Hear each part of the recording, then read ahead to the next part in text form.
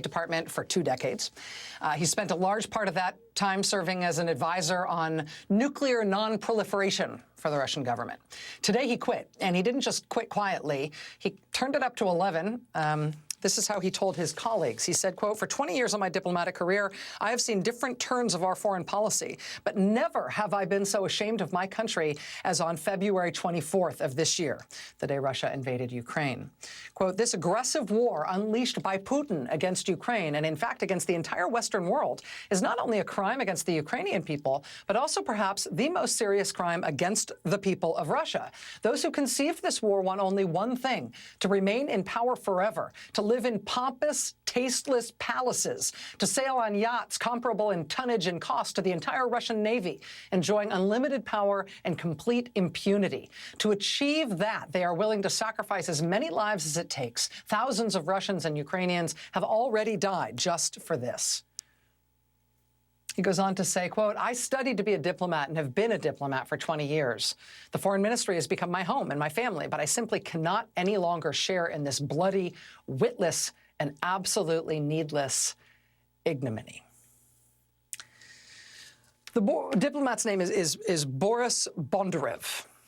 His statement also took a direct shot at his boss, Russia's longtime foreign minister, which again is their equivalent of our Secretary of State. He says of their foreign minister that he, quote, "went from a professional and educated intellectual whom many of my colleagues held in such high esteem to a person who constantly broadcasts conflicting statements and who threatens the world with nuclear weapons." And this resignation is fascinating. That final point is very provocative, right? This guy who has just quit, the highest profile diplomatic resignation since Russia started this war, he's a nuclear non-proliferation expert.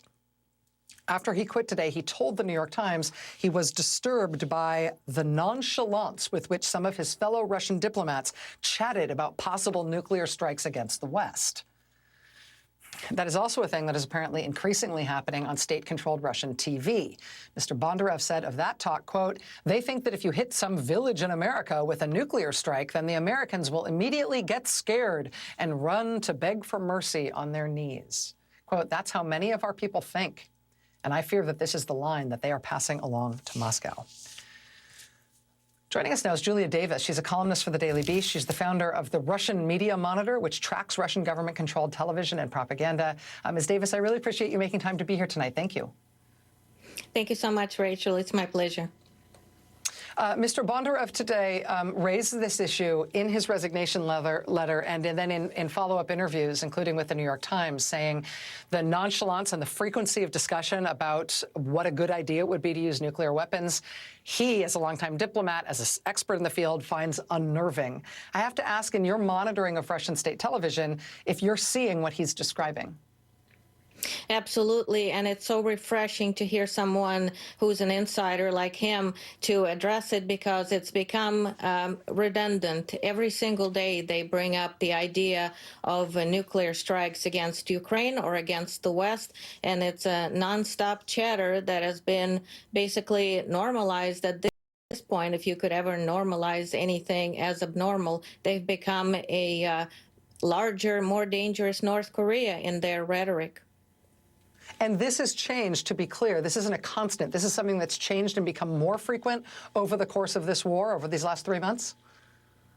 Absolutely. They followed Putin's lead when he said if anyone dares to interfere in what's going on in Ukraine, they will be met with such retaliatory action that they have never contemplated or have seen before. And on state television, they are repeatedly reiterating that what he meant was a nuclear strike. And they repeat that with a great sense of pride, that that is one thing that they know the West fears. So they like to constantly repeat it and convince the Russians, or attempt to convince them, that even if they have to die for the motherland, there's no better way to go.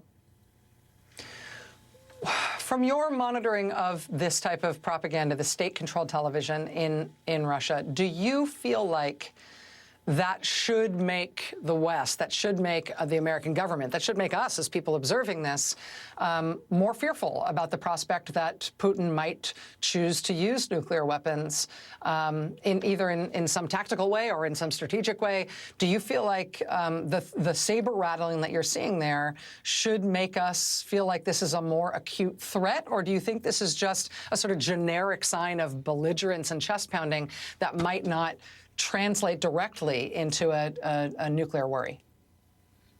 We should remain clear-eyed about Russia's capabilities, but at the same time keep in mind that they're saying it for us to be afraid, for the West to stop helping Ukraine. So it's definitely posturing, and we need to see it for what it is.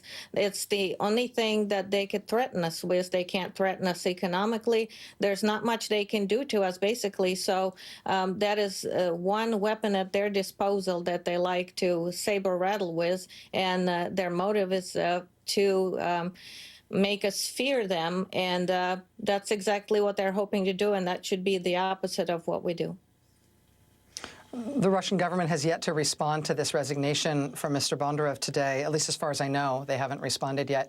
What do you expect their reaction to it will be, or do you think they'll just pretend this didn't happen?